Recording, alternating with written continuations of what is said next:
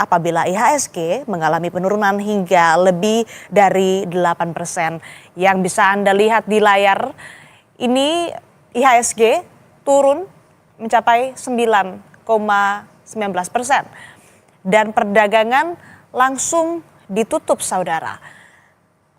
Dari rilis yang dikeluarkan Bursa Efek Indonesia, di poin kedua trading hold selama 30 menit apabila IHSG mengalami penurunan lanjutan hingga lebih dari 15% dan trading suspend apabila IHSG mengalami penurunan lanjutan hingga lebih dari 20% dengan ketentuan yang pertama, sampai akhir sesi perdagangan atau lebih dari satu sesi perdagangan setelah mendapat persetujuan atau perintah dari OJK.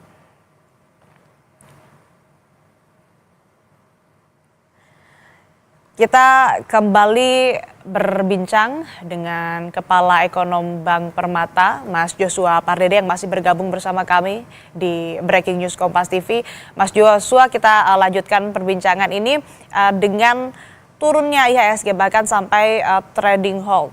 Kondisi bursa, kondisi pasar saham sekarang ini juga tentu dampaknya ada terhadap nilai tukar rupiah terhadap dolar Amerika Serikat. Bagaimana Anda melihat ini, Mas Joshua?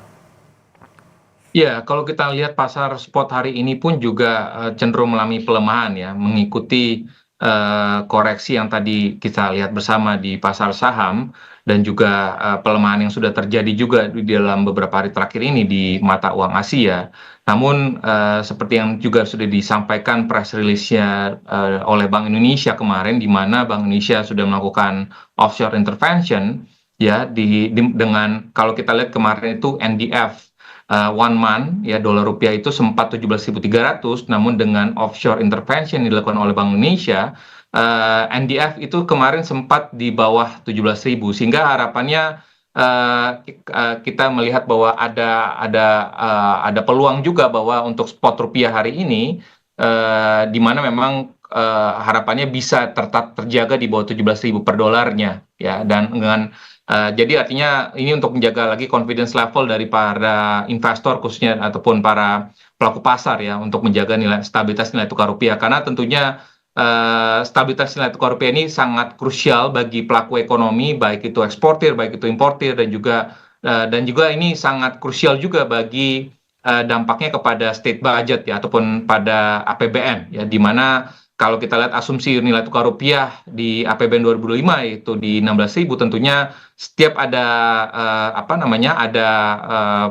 deviasi sekitar 100 rupiah per dolar, tentunya ini juga akan bisa mempengaruhi juga dari sisi pelebaran defisit APBN ke depannya, sehingga tentunya ini yang harus kita perhatikan bersama bahwa hari ini di pasar spotnya dibuka tetap di bawah 17.000, di kisaran 16.859. Jadi ini mengindikasikan bahwa offshore intervention dilakukan oleh Bank Indonesia kemarin berhasil meredam untuk nilai tukar spot di pembukaan pasar falas di hari ini. Tapi artinya intervensi yang dilakukan Bank Indonesia di pasar offshore ini sebagai pertanda kondisinya memang darurat begitu, Mas Joshua?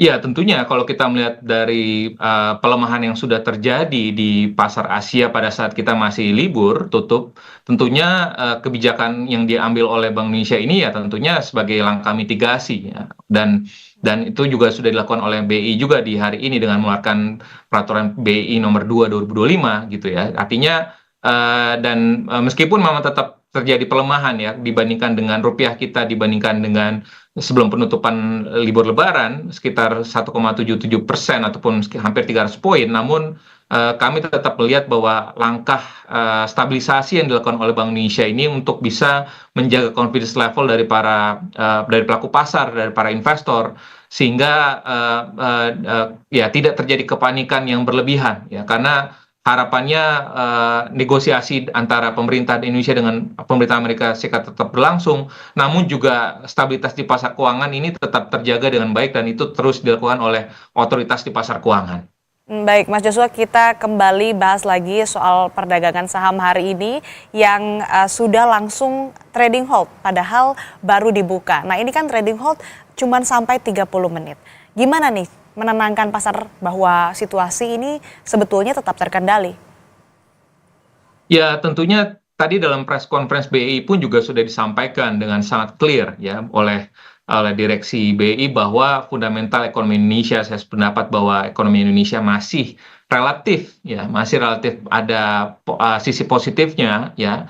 Dan juga kita perlu ingat ya bahwa exposure ekspor Indonesia langsung terhadap Amerika Serikat itu tidak lebih besar ya dibandingkan negara-negara lain. Tentunya sekalipun tadi kita dikenakan tarif 32% ya, dan selain di samping itu juga dampaknya akan ada perlambatan ataupun penurunan kinerja ekspor Indonesia, khususnya beberapa komoditas seperti alas kaki, lalu juga tekstil garment, dan juga ada beberapa produk elektronik ya, sehingga tentunya tapi secara keseluruhan mestinya dari sisi kinerja transaksi berjalan, kinerja perdagangan kita itu masih tetap dalam kondisi yang baik ya, sehingga dan komunikasi ini yang harus terus dikomunikasikan oleh pemerintah, oleh regulator di sektor keuangan kepada para investor, pada para pelaku keuangan, pasar keuangan, sehingga tidak terjadi kepanikan yang berlebihan. Dan harapannya IHSG pun juga nanti pada saat 30 menit ini dibuka kembali tidak terjadi penurunan koreksi lebih lanjut lagi, sehingga harapannya seperti yang kita lihat juga di nilai tukar rupiah ya, di mana nilai tukar rupiah pun juga tetap terjaga di bawah 17.000 per dolarnya, sehingga harapannya pun juga kinerja IHSG pun juga sekalipun tadi sudah melemah sekitar 9% hari ini di awal pembukaan, namun harapannya sentimennya kembali recover ya, sekalipun memang kita tidak bisa menampilkan juga bahwa tadi malam juga Trump juga sudah mengatakan akan kembali lagi menaikkan tarif sekitar 50% terhadap produk China, dan juga Xi Jinping juga mengatakan bahwa akan terus all out akan melakukan retaliasi ya, karena kedua negara ini memang pada posisi yang dimana memang sangat memungkinkan untuk melakukan retaliasi, karena dari sisi size kedua negara tersebut memang terbesar pertama dan terbesar kedua di dunia. Dan sehingga kalau kita lihat sebagai negara ASEAN, sebagai negara berkembang, Indonesia dan ASEAN negara lainnya, tentunya kita tetap akan melakukan negosiasi dan juga langkah-langkah diplomasi ya, untuk kita bisa bernegosiasi agar tarif yang dikenakan terhadap produk ekspor Indonesia ke Amerika ini bisa diturunkan. Mas Joshua, kemudian ini kan kepanikan bisa menular ke pasar lainnya, misal ke rupiah. Lalu apa yang harus dilakukan otoritas?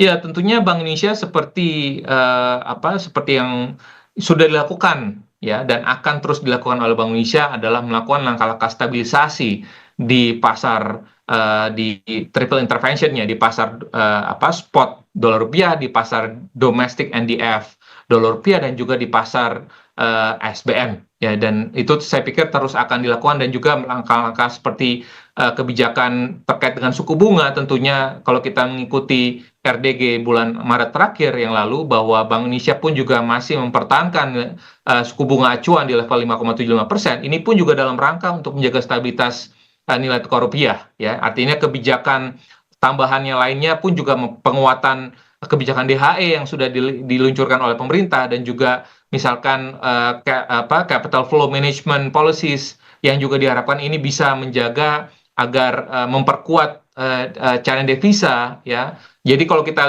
bandingkan, mungkin masyarakat mempertanyakan ya kondisi nilai tukar rupiah saat ini 16.000 sekian dibandingkan dengan pada saat kita mengalami krisis 97-98, itu dua hal yang tidak bisa kita bandingkan, kita bisa samakan ya, karena kondisinya pada saat itu ya, pada saat krisis 98, 99 kita mengalami depresiasi year to date-nya itu hampir 400% ya, dari yang 4.000 per dolarnya menjadi 16.000 ya. Saat ini kalau kita lihat rupiahnya memang melemah 16 ribuan ya, tapi sebelumnya di akhir tahun lalu pun juga kita bergeraknya dari 16 ribuan juga ya. Jadi artinya kondisinya sangat berbeda. Dan juga kalau kita lihat dari sisi kondisi utang pemerintah Indonesia, utang luar negeri pemerintah Indonesia di tahun 1998 itu sangat didominasi oleh short term utang luar negeri jangka pendek ya. Dan kalau kita lihat kondisi saat ini utang luar negeri jangka pendek Indonesia itu sangat kecil porsinya, dan ini sangat didominasi oleh utang luar negeri yang justru yang temponya lebih panjang. Di samping itu juga dari sisi dampaknya kepada inflasi.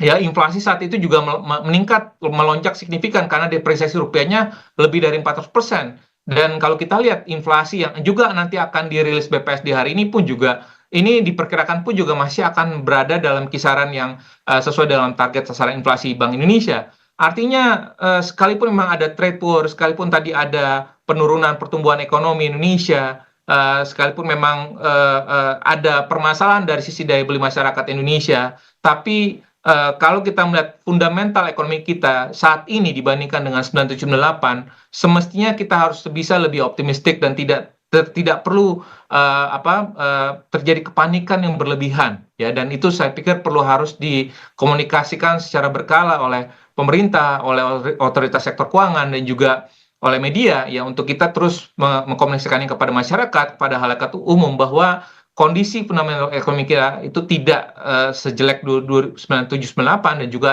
mungkin dampaknya yang ditimbulkan dari trade war, perang dagang ini pun juga semestinya ini kita tidak lebih buruk ya dibandingkan dengan negara-negara lain yang mungkin exposure-nya terhadap Amerika pun juga jauh lebih besar. Dan juga kalau kita lihat sebenarnya ada quick win-nya sebenarnya. Kalau kita lihat sebenarnya Singapura dan Australia atau adalah mitra dagang utama Indonesia juga, yang dimana kita juga memiliki free trade agreement. Artinya untuk kita bisa supaya tidak terkena tarif cukup besar, artinya sebenarnya shippingnya para eksportir Indonesia ke Amerika itu bisa melalui Singapura ataupun bisa melalui Australia, sehingga tadi beban yang ditetapkan oleh pemerintah Amerika yakni 32% itu sebenarnya bisa kita hindarkan juga, sehingga banyak sebenarnya langkah-langkah yang harus dinegosiasikan, yang ada banyak langkah-langkah pun yang untuk bisa dikomunikasikan kepada eksportir, sehingga dampaknya pun dari tarif tersebut terhadap para kinerja perdagangan kita pun juga ini dapat bisa kita mitigasi. Baik Mas Joshua, nanti kita akan lanjutkan perbincangan kita, tapi saat ini kita akan pantau terlebih dahulu bagaimana situasi terkini dari Bursa Efek Indonesia. Ada jurnalis Kompas TV Renata Panggalo di sana. Renata, market dibuka langsung trading halt. Bagaimana situasi di BI saat ini? Iya, Asri, kalau yang bisa saya sampaikan memang indeks harga saham gabungan hari ini dibuka di zona merah di level 5.912. Ini tentu terkoreksi minus 9,19% atau sebesar minus 598,56 basis point. Situasi sampai saat ini memang trading halt masih terjadi karena yang kita ketahui bahwa tadi dari Bursa Efek Indonesia bersama Otoritas Jasa Keuangan sudah menyampaikan rilis mengenai panduan ketentuan pelaksanaan perdagangan dalam kondisi darurat. Dalam hal ini trading halt karena penurunan IHSG sudah mencapai lebih dari 8%, persisnya di angka minus 9,19% saat ini. Sehingga masih kita pantau dan lihat bagaimana trading halt ini akan berjalan 30 menit ke depan. Memang kalau yang kita lihat juga dalam panduan yang sudah dirilis oleh BI dan OJK, jika IHSG nantinya ini terpantau mengalami penurunan lanjutan, Asri dan juga saudara, hingga lebih dari 15%, maka akan dilakukan trading halt kembali selama 30 menit. Dan dalam panduan tersebut juga ada dibuka opsi trading suspend begitu. Dan trading suspend ini dapat dilakukan apabila IHSG mengalami penurunan hingga 20% dengan ketentuan, ini ada dua ketentuannya, yaitu sampai akhir sesi perdagangan, dan kedua, lebih dari satu sesi perdagangan setelah mendapat persetujuan atau perintah OJK. Sebelumnya dalam konferensi pers yang dilakukan oleh BI bersama dengan OJK, disampaikan bahwa penyesuaian ketentuan trading halt ini dilakukan untuk memberi ruang likuiditas yang lebih luas bagi investor dalam menentukan strategi investasi dengan mempertimbangkan informasi yang ada. Direktur Utama BEI, Iman Rahman, mengklaim penyesuaian ini dilakukan untuk mengantisipasi kondisi market yang terjadi. Bursa Efek Indonesia tidak ingin menciptakan kepanikan sehingga investor ini mempunyai waktu yang lebih luas untuk menentukan strategi investasi dari informasi yang ada usai penutupan perdagangan selama libur Lebaran kemarin.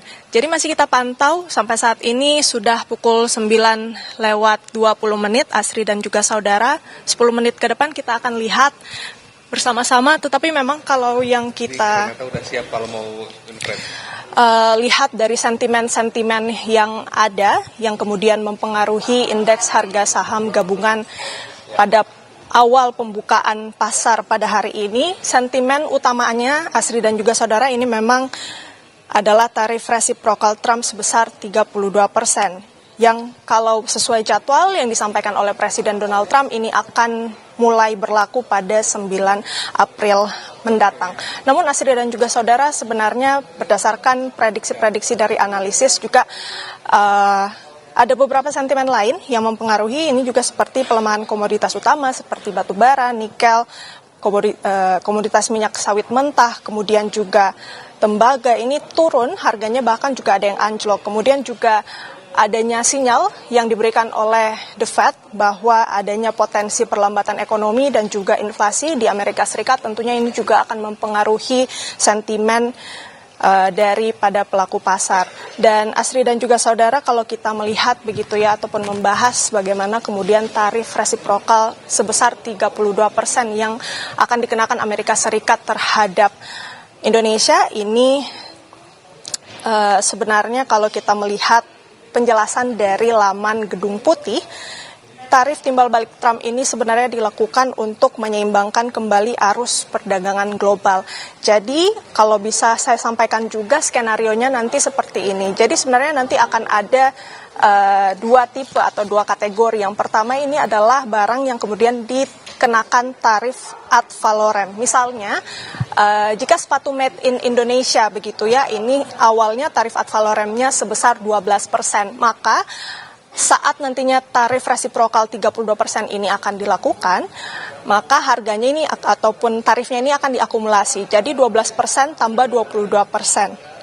Maksud kami 32%, yang berarti 44%. Dan tarif ini nantinya akan dikenakan kepada konsumen di Amerika Serikat. Jadi tarif yang akan dikenakan pada sepatu made in Indonesia misalnya, contohnya begitu ya, ini akan dikenakan 44% dan akan ditanggung oleh konsumen Amerika Serikat. Dan tentu ini juga akan berdampak besar bagi para produsen sepatu begitu. Nah, yang kemudian yang menjadi pertanyaan juga Asri dan juga saudara, karena ada tipe kedua, ini adalah barang-barang yang kemudian mendapatkan fasilitas dari kategori Generalized System of Preference, maksud kami, atau GSP, yang dimana ini semula memang ditetapkan tarifnya dikenakan sebesar 0%. Apakah 3.500 item ini akan kemudian dikenakan tarif resiprokal? Kalau kita melihat prediksi dari analis begitu ya, memang kemungkinan besar akan dikenakan baseline sebesar 10%, karena ini sudah ditetapkan juga tarif universal oleh Presiden Donald Trump sebesar 10% untuk negara atau mitra dagang dari Amerika Serikat. Dan kemudian setelah tarif 10% itu kemudian nantinya akan diakumulasi juga dengan tarif resiprokal sebesar 32%. Jadi memang masih kita pantau bersama-sama, Asri dan juga saudara, waktu 9:24 menit, 6 menit ke depan, apakah masih akan trading hold, sama-sama nanti kita saksikan bagaimana di Bursa Efek Indonesia. Kembali kepada Anda, Asri. Baik, terima kasih laporan Anda jurnalis Kompas TV, Renata Panggalo, dan juru kamera Aufa Farid dari Bursa Efek Indonesia. Nah, saudara, kita lanjutkan perbincangan kita bersama dengan Kepala Ekonom Bank Permata, Joshua Pardede. Mas Joshua, bisa dengar suara saya jelas ya, Mas? Jelas, Asri. Mas, ini kan berarti 6 menit menuju penentuan ya, bagaimana apakah nanti kalau misalkan lebih dari 15%, artinya ini akan dilanjutkan trading hold-nya begitu ya. Nah, terus Mas Joshua, ini sebelumnya otoritas ini mengeluarkan aturan buyback. Bagaimana pengaruhnya ke bursa? Mungkinkah banyak korporasi yang masuk buyback? Ya, saya pikir ini juga akan bisa membatasi koreksi untuk saham-saham yang dengan fundamental yang bagus ya. Tentunya karena dengan kebijakan itu emiten bisa melakukan buyback ya tanpa adanya dan ini bisa membatasi tadi adanya koreksi lebih cukup dalam ya, dan memang kalau kita lihat lebih secara gambaran lebih umum lagi bahwa biasanya yang bisa mendrive capital ataupun yang bisa mendrive koreksi ini kan biasanya investor asing ya, sehingga harapannya dengan buyback ini pun juga bisa meredam, karena kondisinya pun juga untuk beberapa emiten ataupun beberapa saham dengan fundamental bagus ya, mestinya dari sisi price earning-nya ini masih cukup rendah ya, sehingga tentunya ini menjadi salah satu kalau istilahnya harganya cukup diskon ya, sehingga mestinya melihat hal itu ya, tentunya investor kembali lagi mesti melihat lagi fundamental dari masing-masing emiten ataupun sahamnya, sehingga tidak bisa kita pukul rata semuanya negatif ya, karena tadi sekalipun memang ada trade war, ada dampak dari penurunan harga komoditas ya, dan juga ada kebijakan dari ataupun potensi terjadinya resesi di US ya, ataupun terjadinya potensi penurunan suku bunga di US, tapi tentunya tidak semua emiten ya yang berdampak ya, artinya emiten-emiten yang kondisinya fundamentalnya masih baik, tentunya dengan kondisi saat ini yang terkoreksi cukup dalam, tentunya bisa dijadikan momentum sebenarnya ya, entry untuk para investor untuk bisa mengakumulasi emiten-emiten ataupun saham-saham dengan fundamental yang baik ya. Dulu kan ada Lehman Brothers, Mas Joshua. Apakah bom tarif Trump ini efek dominonya sama dahsyatnya? Ya, kondisinya pada saat krisis 2008-2009 tersebut kan memang ya, pencetusnya kan kita tahu adalah terjadinya ini ya, subprime mortgage ya, dan kondisinya sendiri terkini kan pencetus ataupun potensi terjadi subprime sendiri kan mungkin tidak ada ya, tapi potensi krisis yang lainnya bisa saja terjadi ya.